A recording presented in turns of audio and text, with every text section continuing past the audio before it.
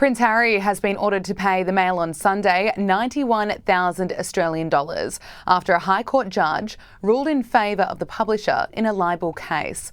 The Duke of Sussex is suing associated newspapers over what he claims was a fundamentally inaccurate article on his fight with the UK Home Office regarding his security arrangements. The Mail on Sunday article discussed changes to the Prince's publicly funded security after he stopped being a working royal and moved to LA with his wife Meghan. Associated Newspapers insists the article conveyed an honest opinion and did not inflict serious harm upon Harry's reputation. The headline of the story was how Prince Harry tried to keep his legal fight with the government over bodyguards a secret. Then, just minutes after the story broke, his PR machine tried to put a positive spin on the dispute. Prince Harry's lawyers tried to throw out Associated Newspapers' defence, arguing it had no real prospect of success, but Judge Nicklin rejected this and ruled that the case should proceed to a trial. Prince Harry has been directed to cover the newspaper's costs, amounting to more than £48,000 by December 29. If a settlement isn't reached by both parties, the libel trial will be held between May and July next year. The internet has been quick to react to the news. One user posted on X, "Music to my ears." Another wrote, "He's a liar." And another wrote, "The life of a career whinger can be tough." It comes as the fallout from Omid Scobie's book Endgame continues. Good evening from London. Welcome to Piers Morgan Uncensored. It's almost 4 years now since Harry and Meghan made the groundbreaking announcement. They were quitting the royal family, stepping down as senior royals, moving to the United States and finding freedom. Well, since that moment, they've systematically and relentlessly exploited their existing royal status to make as much money as possible, while simultaneously trashing the royals and the monarchy to preserve their exposure and relevance. I think it's time we brought the Sussex circus to a formal end. Conservative MP Bob Seeley is now introducing a bill in Parliament to strip them formally of their titles. The Duke and Duchess can be Mr. and Mrs. like the rest of us, he said. Someone doesn't want to be a royal, that's a decision we respect. They shouldn't keep the titles and privileges if they trash an institution that plays an important part in our nation's life. I think he's right. And as he also says, the baseless racism claims that are now embroiled the King and Princess of Wales, well, they should be the final straw, shouldn't they? The author behind those damning claims, who claims he wasn't the author behind those damning claims, but who else could he have been the author of those damning claims, given it was in the manuscript of his own book in which these damning claims were made? Sussex lapdog Omid Scobie is still tying himself in the web of his own lies.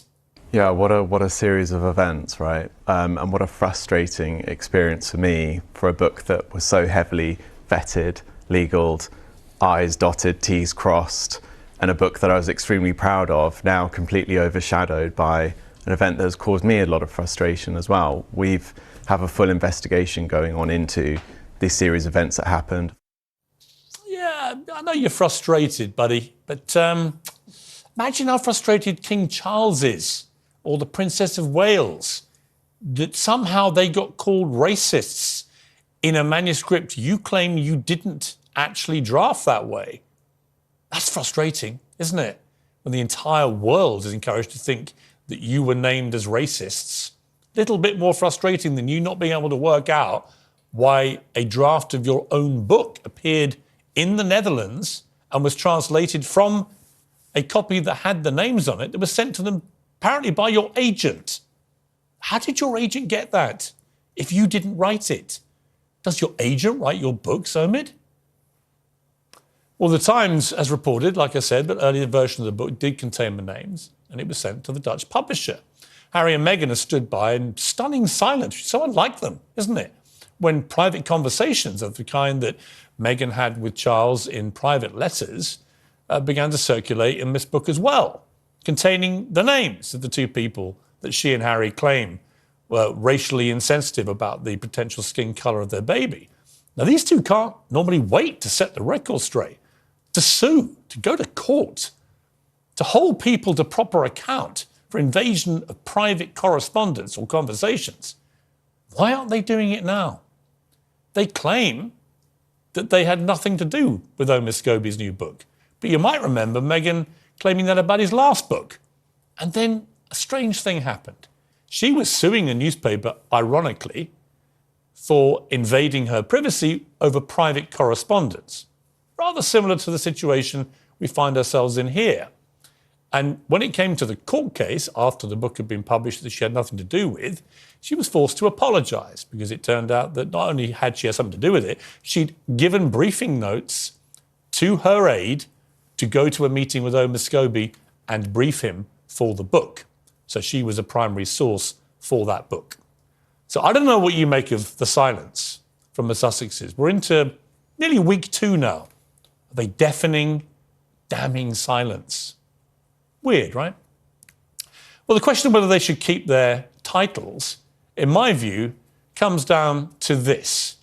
And it's that if you're going to spark a race row, if you're going to accuse 2 senior members of our royal family of being racists, and if you're going to then deliberately not say the names for 2 years, so the whole world speculates over which member of this white supremacist family was racist, tarring them all with the brush. If you're going to do that, and then calmly, as Harry did at the start of this year, suddenly go, oh, we didn't mean to say they were racist. No, this was unconscious bias. That thing when someone isn't racist, but someone says they were thinking it. It was that. But we all know what we heard on Oprah. And in my view, they made their racial charge bed, and they now should lie in it. And you can't accuse the king of this country or the wife of our future king of this country of being racist, and in my opinion, keep the royal titles that you've been so cynically fleecing for the last 4 years.